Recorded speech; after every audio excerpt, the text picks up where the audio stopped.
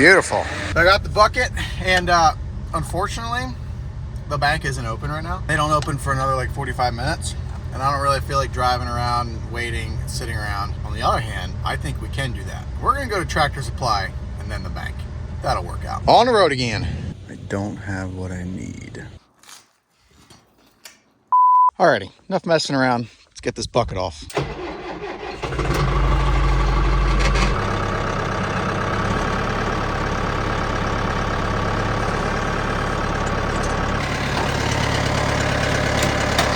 Beautiful. Why aren't you going down? I'm just scraping up a little bit of ice before the storm. Right here, there's a big, just a real heavy layer of ice. Yesterday it was pure slush, and then it all froze. So I'm gonna scrape what I can before this storm hits.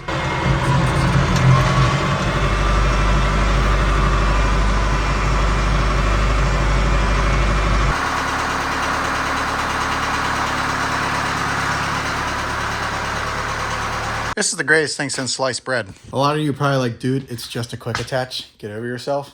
But when you farm without one, and you've never had one in your life, this is amazing. Ah, that looks nice. Where'd all my hay go? There's like nothing left in here. All loaded. Beep, beep, beep, beep, beep, beep, beep, beep, beep. Excuse me. Oh, that's rough. That's rough. Ooh. Oh, that's very rough. We have a pile of bales that we're not selling. They're just either bales that were maybe a few too many weeds, kind of loose bales. There's also like 30 bales that some hay customers gave me because they were bad bales from some other haymaker. And they're like, can you just get rid of these? And I was like, sure, I'll just feed it into my steers. So that's what we're going to do with these. Two of these, however, like these here, are actually just a bunch of Johnson grass bales. Johnson grass doesn't seem to make great cattle hay. Some people say it does, but my steers don't eat it. So it's free bedding. And it's supposed to get cold here with the snow. Do you want to eat it? You act like you might want to eat it. If you want to eat your bedding, that's okay with me. I got it for free. I think they'll be happy with that.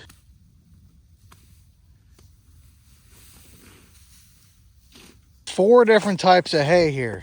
This year's second cutting meadow grass that had a lot of stemmy stuff in it, so I wasn't going to sell it. This year's second cutting meadow grass from a different field, very nice, super fine stuff. However, the bale was just floppy and loose, and it just doesn't stack, so I didn't sell it. This year's first cutting grass from this field right up here. This was just a shorty. Tiny little shorty bale, 25 pounder. Doesn't make for a good sellable bale. And second cutting grass from a customer who gave it to me. And of all the hays here, all of 2025's hay, and that was like, I think from 3 years ago, that's the one that they seemed to eat. You guys don't make any sense. But when you're done eating that, you got some nicer stuff over here, if you want it. I had to do something that I've been putting off for too long, and I'm kind of worried. Good old Chevy 2500, right? 06 cat eye with fender flares. So we're taking them off. I do know that there is rust under them, the two back ones.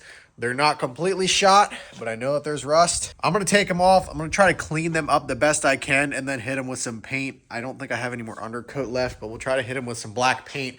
Something to just stop the rust from really spreading, and then we'll put the flares back on. Picked myself up a pair of these automotive pickle fork dinghies. Man, they are a lifesaver. They are great. Let's see how bad it is. Ooh, ooh. I hope this wasn't a bad idea. So there's the wonderful bedside fender flare rot. I'm not sure how I'm gonna clean this up.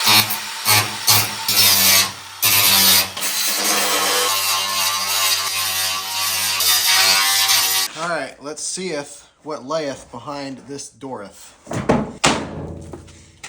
Much better. I mean, that is much more easily repairable. We'll take a grinder, we'll grind that out, grind that rust out. But good night. This night and day difference.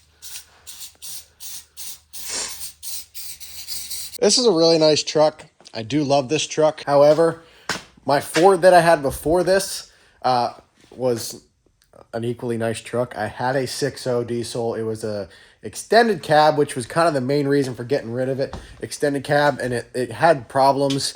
It wasn't your engine problems you would think. I got them fixed early on, and I never had problems with the engine after that.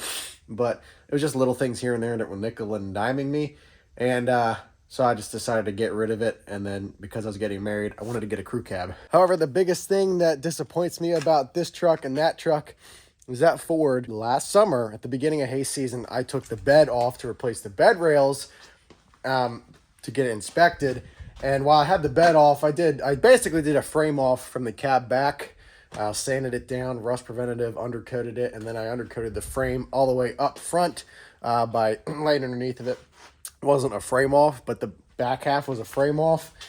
And man, that thing was so clean. It had a tiny little patch of rust right here on the fender, and the rockers had been taken off. Like the outer rockers were taken off by the previous owner.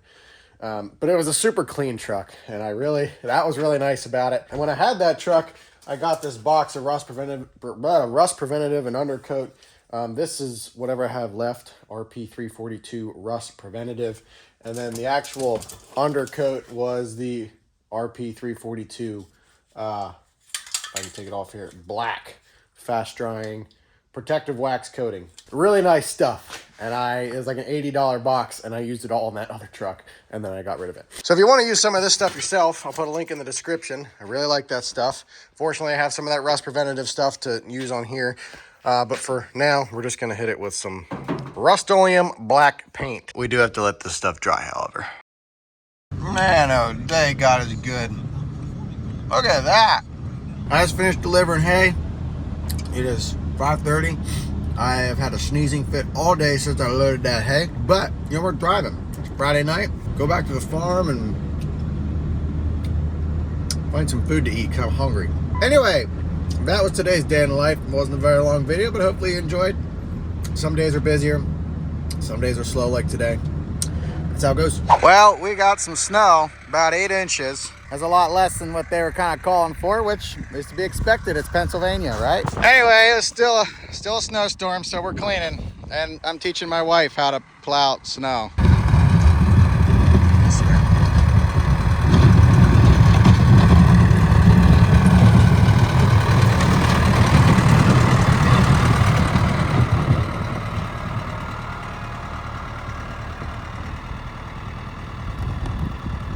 I'd say she's a natural.